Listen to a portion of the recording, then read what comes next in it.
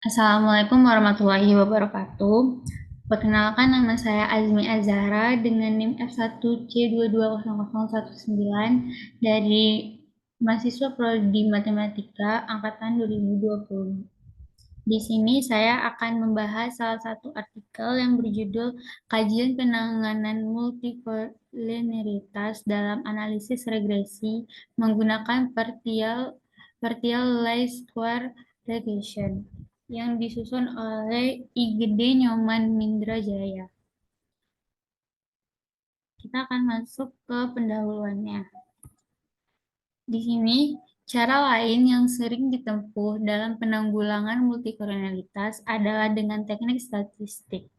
Teknik analisis statistik yang paling umum digunakan adalah Principal Component Regression atau PCR. Secara statistik, teknik ini mampu menanggulangi multikolinialitas dalam variabel prediktor dengan mereduksi variabel independen menjadi beberapa komponen yang saling ortogonal, kemudian mentransformasikan kembali ke variabel asal. Namun, pendekatan ini dinilai memiliki kekurangan. Teknik PCR mengalami korelasi antara variabel respon dengan variabel-variabel prediktor. Hal ini berakibat pada saat pemodelan regresi, komponen utama pertama yang terbentuk dari proses reduksi tidak dijamin menjadi komponen yang paling mampu menjelaskan keragaman variabel respon. Sedangkan komponen utama pertama merupakan komponen yang merangkum paling banyak informasi dari variabel prediktor. Salah satu metode baru diperkenalkan sebagai perbaikan dari metode PCR, yaitu metode partial least square regression atau PLSR. Metode ini dalam proses reduksi variabel independen telah mengakomodasikan korelasi antara variabel respon dengan variabel bebas. Selanjutnya kita akan masuk ke dalam contoh penerapannya. Di sini ada contoh aplikasi. Untuk lebih memperjelas pembahasan yang telah diuraikan pada bagian sebelumnya, maka pada bagian ini akan dijelaskan mengenai penerapan dari metode partial least square regression (PLSR) dan perbandingannya dengan metode pendugaan OLS dan PCR dalam penanggulangan multikolonialitas. Adapun data yang digunakan merupakan data kualitas batubara di daerah Grimulia, Kalimantan Selatan yang diteliti oleh sebuah lembaga yaitu Pusat Penelitian Teknologi Mineral. Endapan batu bara yang ditemukan di lokasi tersebut mempunyai 9 lapisan dan data yang diambil sebagai sampel adalah data yang lapisan batu bara yang pertama sebanyak 30 buah. Kualitas batu bara yang diukur adalah nilai kalori kotor dalam setiap kilokalori per gram sebagai variabel Y. Berdasarkan kadar air sebagai variabel X1, kadar abu sebagai variabel X2, kadar zat terbang sebagai variabel X3, kadar karbon tertambang sebagai variabel X4, dan kadar total sulfur sebagai X5. Data yang digunakan dapat dilihat pada tabel 1 berikut ini. Ini merupakan data kualitas batu bara untuk lapisan 1 di daerah Giri Mulia.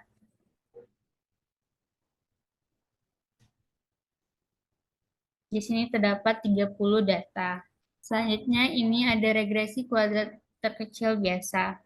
Tahap awal dalam analisis data di atas adalah melakukan perhitungan model regresi linear multiple dengan menggunakan pendugaan OLS. Hasilnya sebagai berikut. Ini merupakan hasil dari perhitungannya. Untuk mendeteksi apakah terjadi pelanggaran multikolonialitas dilihat dari nilai VIF. Nilai VIF yang lebih besar dari 5 mengidentifikasikan terjadi permasalahan multikolonialitas. Pada tabel ini dapat dilihat bahwa data VIF-nya yang lebih besar dari 5 itu ada X1, X1, X2, dan X3, serta S4. Dan data VIF-nya yang lebih kecil dari 5 itu cuma X5. Ini mengidentifikasikan adanya permasalahan multikernalitas. Hal ini berakibat pada hanya sedikit variabel independen yang signifikan, walau koefisien determinannya sangat besar. Efek lain dari adanya multikernalitas adalah ketidakstabilan pendugaan parameter beta. Selanjutnya yaitu regresi komponen utama. Seperti yang telah dijelaskan, metode regresi komponen utama merupakan sebuah solusi dari adanya permasalahan multikernalitas. Di bawah ini disajikan hasil analisis dengan metode PCR. Banyak komponen utama yang dipilih.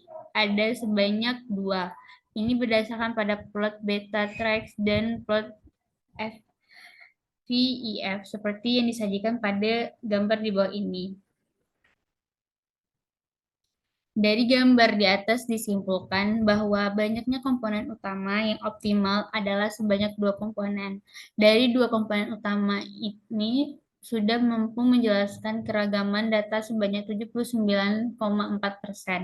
Secara lengkap dapat dilihat pada tabel ini. Tabel ketiga yaitu adalah nilai eigen, tabel keempat yaitu pendugaan parameter dengan PCR. Selanjutnya, terlihat dari tabel 4, terlihat pada tabel 4 ini, secara umum nilai standar error mengecil dibandingkan dengan pendugaan OLS. Namun khusus X5 memiliki standar error tertinggi karena resiko keragaman X5 sangat kecil dibandingkan dengan keragaman Y. Nilai VEF yang sangat kecil menandakan sudah tidak adanya lagi pelanggaran asumsi non-multikernalitas dalam regresi. Selanjutnya kita akan membahas partial least square regression. Seperti yang telah dijelaskan di atas, metode partial least square regression adalah satu metode yang diusulkan sebagai metode penanganan masalah multikernalitas dalam analisis regresi. Hasil pengolahan diperoleh rangkuman sebagai berikut. Dari metode di atas diperlihatkan bahwa standar error pendugaan parameter yang diperoleh dari prosedur bootstrap secara umum lebih kecil dibanding dengan standar error pendugaan parameter dengan OLS maupun PCR. Jika diambil nilai T-tabel pada alfa 0,05 dan derajat bebas 24, yaitu T-tabel sama dengan 2,06, ini artinya variabel X1, X2, dan X3 memiliki signifikan dengan Y, dan untuk X4 memiliki hubungan signifikan pada nilai alfa lebih kecil dari 0,1.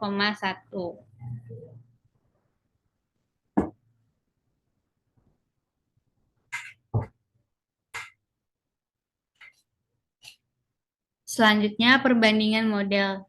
Di bawah ini rangkuman perbandingan metode pendugaan dengan OLS, PCR, dan PLSR. Ini merupakan pendugaan parameter dengan OLS, PCR, dan PLS. Ini bias pendugaan terhadap OLS. Telah diketahui bahwa walaupun terjadi pelanggaran asumsi non-multikernalitas hampir sempurna, pendugaan parameter regresi tetap tidak terbias namun memiliki standar error yang tinggi. Hasil pendugaan partial least square regression memiliki bias yang relatif lebih kecil dibanding dengan PCR terhadap pendugaan OLS. PLSR juga memiliki koefisien determinan R kuadrat yang lebih baik dibandingkan dengan PCR dan nilainya sama dengan nilai koefisien determinan model dengan pendugaan OLS. Ini menunjukkan PLS untuk kasus dalam penelitian ini lebih baik dibandingkan PCR. Kesimpulannya, hasil pengolahan